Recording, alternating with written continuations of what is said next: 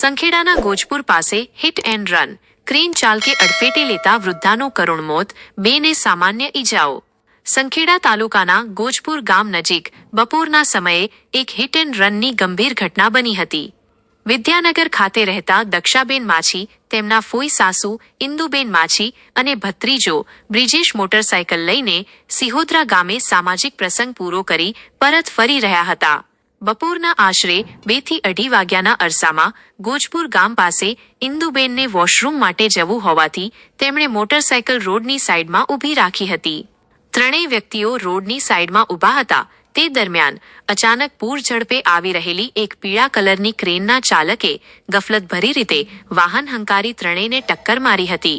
આ અકસ્માતમાં ઇન્દુબેન ગોરધનભાઈ માછી ક્રેનના પાછળના ટાયર નીચે આવી જતા તેમને મોઢા અને હાથના ભાગે ગંભીર ઈજાઓ પહોંચી હતી અને સ્થળ પર જ તેમનું પ્રાણપંખેરું ઉડી ગયું હતું. અકસ્માત સર્જી ક્રેન ચાલક પોતાનું વાહન મૂકી સ્થળ પરથી ફરાર થઈ ગયો હતો. ઘટનાની જાણ થતાં જ આસપાસના લોકો દોડી આવ્યા હતા.